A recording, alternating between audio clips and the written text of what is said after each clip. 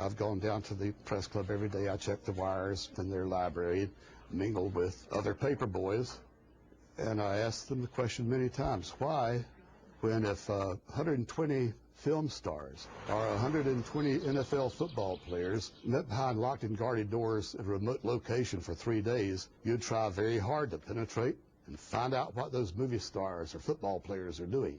Well, I had no curiosity at all when 120 of the world's most powerful financial leaders and political leaders meet for 3 days at a remote location behind armed guards in a complete blackout. Well, I had no curiosity. Actually, quite a bit of security, but it's discreet. So what would happen if someone tried to sneak through the trees back there? I don't know. I wouldn't want to try it. What we do hear coming out of those meetings is incredible about the plans of the New World Order to consolidate power. Political power and economic power coming together at the highest level. But what I call the lapdog media, the control media in this country, you would think that they would be going to court, crying freedom of information, open meetings, sunshine law, and all of these things, but the silence is deafening. Attendees at recent Bilderberg meetings have included Presidential Advisor George Stephanopoulos, Senator Sam Nunn, David Rockefeller, former Senator Lloyd Bentsen, and Henry Kissinger.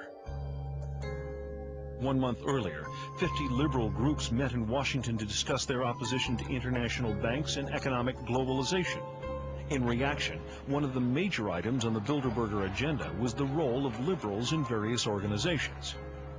Also on the docket, the separatist movement in Canada, how fragmented Canadian provinces could be absorbed into the United States.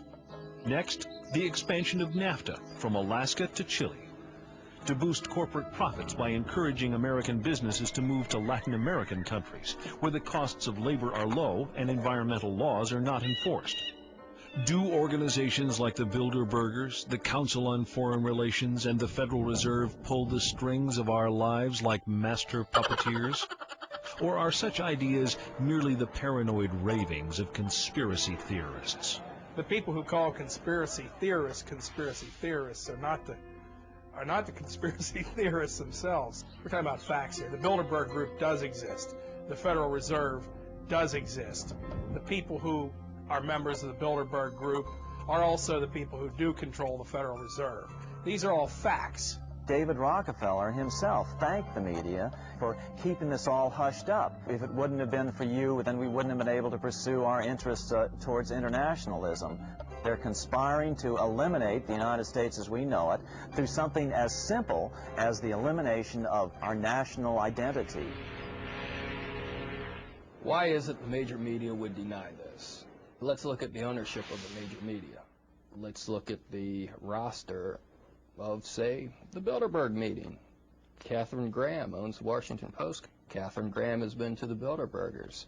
Conrad Black, one of the largest media barons in Canada and Europe, has not only been to these meetings, but he has hosted the meeting just a few years ago. Every year they meet in secret, and there is an absolute news blackout. There is never anything reported in any of those papers. In this country, the press is seen as the fourth estate. You know, you've got the judiciary branch, the legislative branch of government, the executive branch of government. Then you're supposed to have the press keeping an eye on these three. If leaders from these three are working with other leaders around the world to determine economic policy, wars, human rights, etc., then yes, the press has a responsibility to get in there and to inform people. But just 2 years ago, I think 1997, the First Lady attended the meeting in Georgia. A few papers in Georgia picked it up, but this is the First Lady at a meeting with people who arguably want to rule the world. Now that should have been front page news. Well, the fifth estate are the international bankers, and they just couldn't accomplish their goals without being to control the electronic media. Now, what they hate more than anything else is this outbreak amongst the internet, cable TV, radio talk shows. That's what they can't control. They need control, and without it, they aren't going to get what they want. Of course, one person's sinister conspiracy could just be another person's private affair. The Bilderberg is a clubby atmosphere. That's what it is, really. It's a clubby affair. by invitation only. Now, when you see groups like Council on Foreign Relations, Bilderbergers, Trilateral Commission, you have to remember bankers work internationally, and the central banks in all countries work together, and they do this through special groups. They formed the Council on Foreign Relations at the Versailles Peace Conference after World War I. Now, many conservatives believe the CFR runs in the United States, but it only does it secondhand because the real orders come out of London first. Decisions arrived at in secret Bilderberger meetings apparently do affect our lives as much, if not more, than the policies adopted through Democrat-Republican squabbling. When no other newspaper bothered, the tiny Washington publication, The Spotlight, single-handedly invaded the shroud obscuring these secret gatherings. Well, by penetrating the secrecy of Bilderberg, we were able to do an advanced story on the end of the Cold War, the downfall of Maggie Thatcher, an advanced story on the Persian Gulf War, then President George Bush's reversal from his read my lips, no new taxes pledge. The financial entities that dominate the Federal Reserve, the Bilderberg Group, are largely centered around the Rockefeller family and the Rothschild family. Names such as Chase Manhattan, Citibank, all these groups that move in the Rockefeller sphere of influence and the Rothschild sphere of influence are the glue that hold the Bilderberg elite together. Most troubling of all is evidence that the attendees of these secret meetings may even choose our presidents. In December of 1974, there was a major headline on the editorial page of the Atlanta Constitution that said Jimmy Carter is running for what? And the what was about this page. I'm running for president. Jimmy Carter had been a one-term governor of Georgia, hardly known to the American people. He, however, had an entree into the international elite through his membership in David Rockefeller's Trilateral Commission. No one had ever heard of Jimmy Carter. I think that's fair to say. Yet, within the next several years, as he announced his presidential campaign, started moving towards a Democratic presidential nomination, he started getting a lot of favorable media coverage, particularly from media connected to the Rockefeller sphere of influence. Jimmy Carter was painted as a populist, a man of the people. I remember when we couldn't find a microphone. When in fact he was moving in the highest circles of the international elite.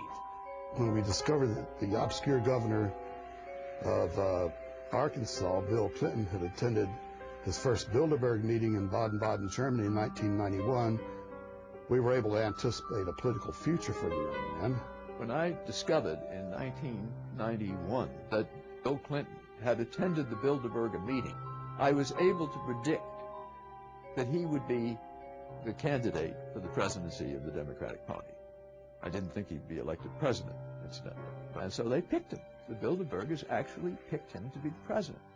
I will, to the best of my ability, preserve, protect, and defend the Constitution of the United States. Preserve, protect, and defend the Constitution of the United States. So help me God. So help me God. Bill Clinton, like Jimmy Carter, is a product of the Rockefeller Empire. Bill Clinton has a few up on Jimmy Carter, though. Not only was Clinton a member of the Trilateral Commission, but he was also invited to become a member of the Council on Foreign Relations. He had the imprimatur of the Rockefeller and Rothschild families. Well, you know, I grew up like everybody, every other kid in the United States, thinking our president of the United States, most powerful man in the world. But it's just not the case. You know, even Bill Clinton has admitted that he is only a virtual president anymore. That was in a speech in September of 1998. Just when you think the economy's stable, just when you think you're made in the shade, someone changes the rules. Is there a conspiracy? If we are onto the fomenters of what's loosely called the New World Order, the free movement of capital and goods across national boundaries is clearly a big part of their agenda. The global elite have been the primary promoters of free trade precisely because of the fact that they are the ones who control the major multinational corporations. They are the ones who want to build televisions